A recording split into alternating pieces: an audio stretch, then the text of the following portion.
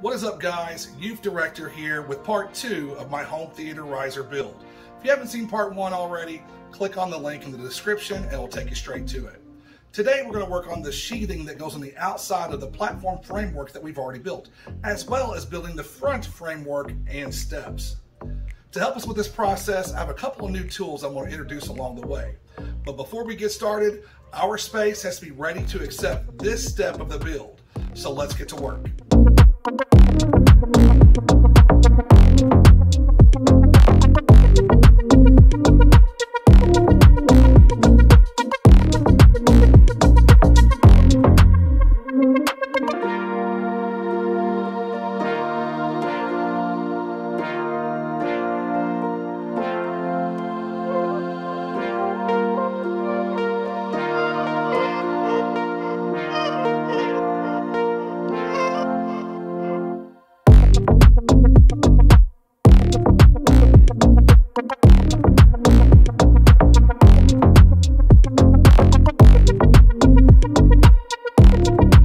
Alright, garage is ready to be set up for the next stage of the build. So we're going to move this OSB in here and get cutting on it. And I get to show you guys the 2 new tools that I got to help us along with this process. So here we go. Now time for one of the new pieces of equipment that I got this morning to help us along with this process.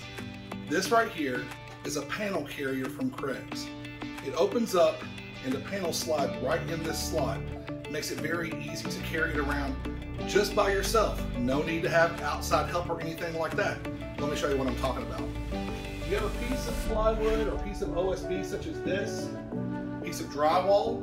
You don't have to lift from the bottom. You put it straight on the top, straight in the center like this. If you don't do that, you're gonna have some issues with balance.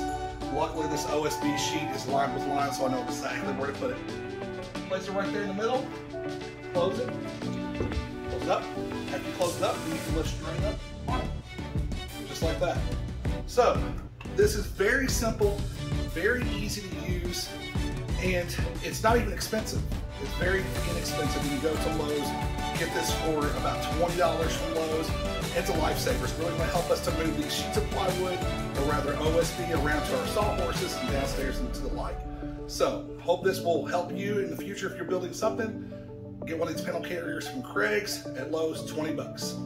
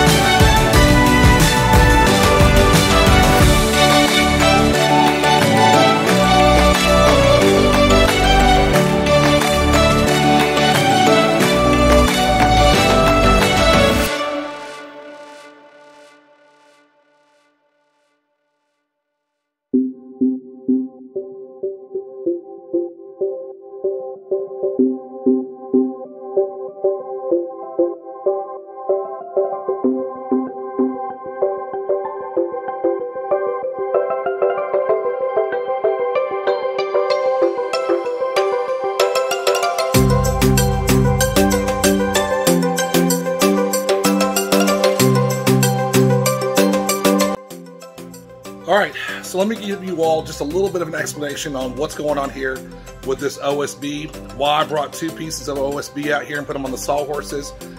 One piece is going to be a piece to kind of help support, the other piece is actually going to be the cut piece. What I did was, I took the non-cut piece, put it on the bottom, it's a little bit thicker, and I put the cut piece that's going to be cut on the top, and in between there I sandwich 4 spacers. 2 spacers are going to go on either side of the cut. And that's going to help support whenever that cut makes the final pass through. It's not going to bind on us. It's going to stay nice and flat where it's at. There's some other methods you can do to get a good cut. If you don't have sawhorses, you can do a piece of 4x8 foam board, put it on the ground on your garage floor, stick your OSB or your plywood on top of that. Make sure you take your circular saw and set the depth of it just right so that whenever you cut it, that it's not going to eat too much of the foam board. That way you can reuse the foam board over and over and over. And the foam board completely supports 100% of that 4x8 sheet of plywood because it's a 4x8 sheet of foam board. But in this case, I wanted to get it up off the ground. I'm a little tired of getting up and down off my knees, so I put it on a sawhorse, have some spacers on there. It should allow us to make it past the full length, the 8 feet of the 4x8, and get one that's not going to bind on the end for us. Now it's time to talk about how we are going to cut this piece of wood. What's interesting to know is that this line right here is exactly 15¼ inches from the edge of the piece of plywood, our OSB. I had no idea. I don't know why they have these lines where they're at. I figured, you know, you have centered and so forth. But that's exactly where we need to cut this piece of OSB. So the line's already drawn. Now, if I wanted to, I could take my circular saw, freehand it all the way down, but that's not going to be giving me the cut that I want.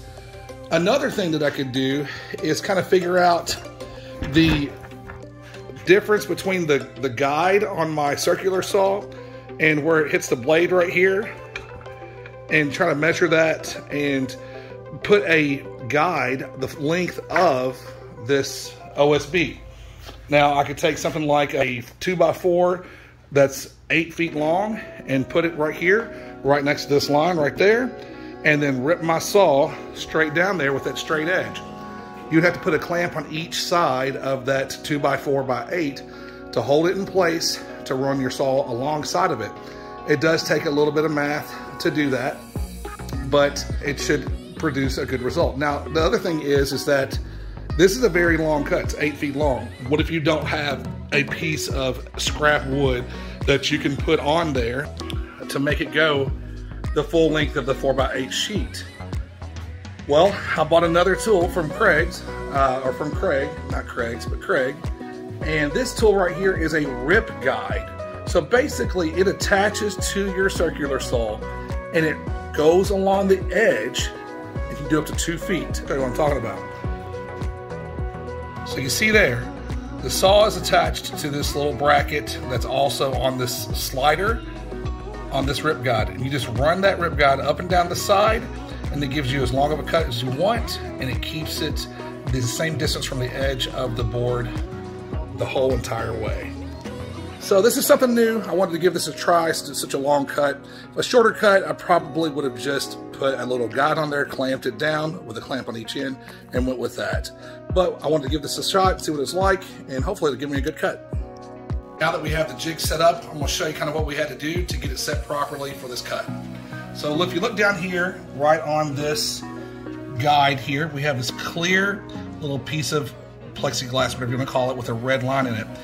If you just leave that right where it's at, it may not be correct. It does have a little adjustment. You can move this left or right. So what I did was, I set it up here on the table, looked at where the blade hit this line right here, and it seemed to be pretty close. And so I'm gonna go ahead and go with that. Hopefully it's good. So after we make this cut right here, we'll check it and measure it. Hopefully it'll be a thumbs up type of deal. So here we go.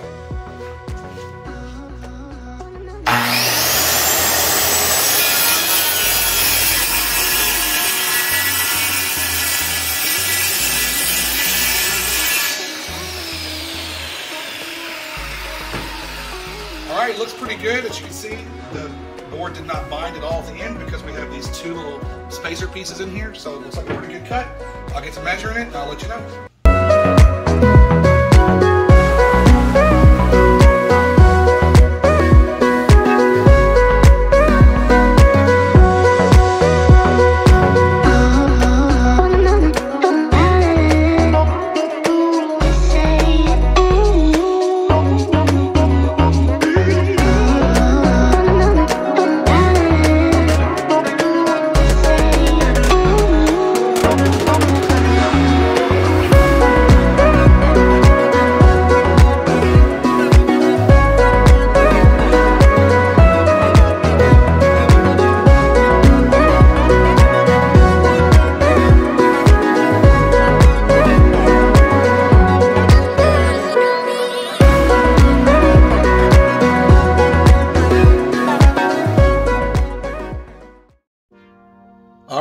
we have our frame down here. We finished this up last night, nailed in the last 3 trusses. Even though we're a little bit tired, came back and did that last night. We also have with us those 3 pieces of OSB that we just cut. There's the 2 short ones right there on the wall. They'll go on the sides. And this one will go along the back. That's the long one. So I wanted to make sure that we had those down here and get those kind of test fitted. And if they fit well, go ahead and screw them in. And then get that 4x8 sheet of OSB, the thick piece that goes on the top of this. Put it on top, make sure that's shored up and looks pretty good too. After we do that, then we'll go ahead and with the front framework where the steps are, build that and then get it sheathed as well. And so let's go ahead and see how this fits, and hopefully it looks good.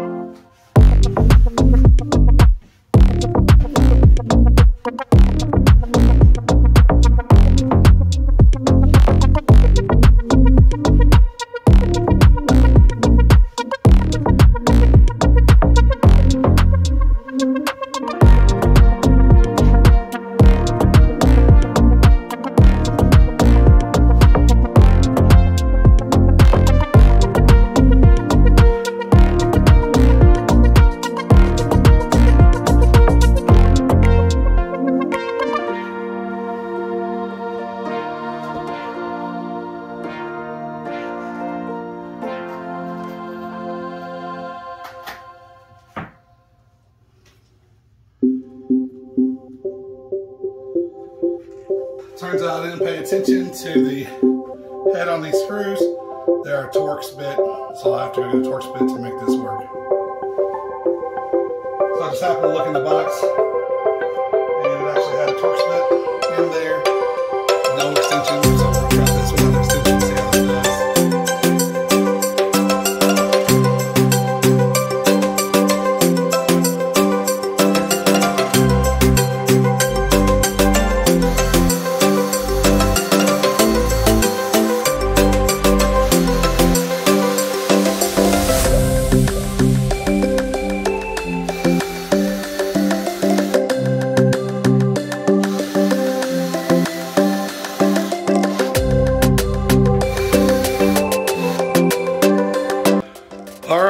My camera died out on me that last little bit, so I want to show you what we did.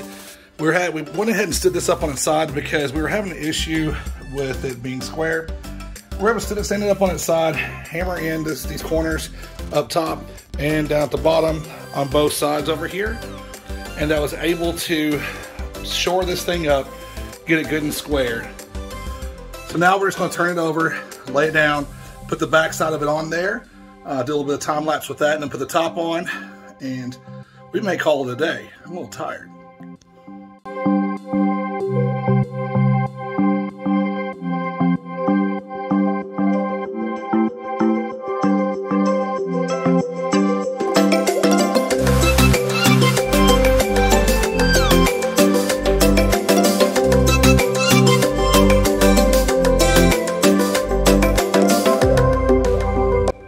Well, this thing's getting pretty solid. I really like those screws. They did a great job going into the wood. Ate into it pretty quickly. And I feel like I've gotten this thing a lot more shored up, a lot more square than it was. So give it a quick little look, and then we'll bring down that top 4x8 piece. So you can see here, I have a little bit of overhang. That's what I was planning for, about ½ inch. Nice and square. This side right here is just a little bit off. Hangs over just a tad right there. Nice and straight down here. Get to this end's perfect. I knew it was going to hang over just a little bit on that one end though. Whenever I measured this, I measured it's ½ inch, and this plywood is 17/32 thick. So it's a 32nd too thick. So I know it's going to hang out over just a little bit. Anyway, pretty happy with where we're at. Can't wait to get that big piece of 4x8 sheet of plywood down on top of this and see what it looks like.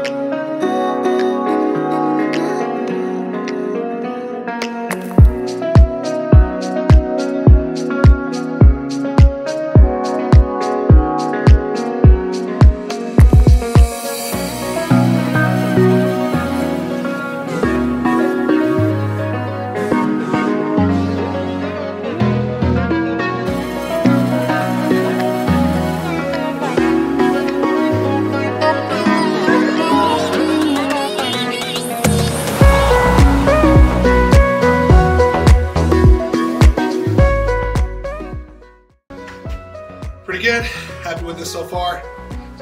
Go ahead and screw this down. Make sure there's no creaks or cracks or anything in it. So I think I'm done for the day. So this is going to be end of part 2. Thank you for joining me, and go ahead and like and subscribe. See you next time.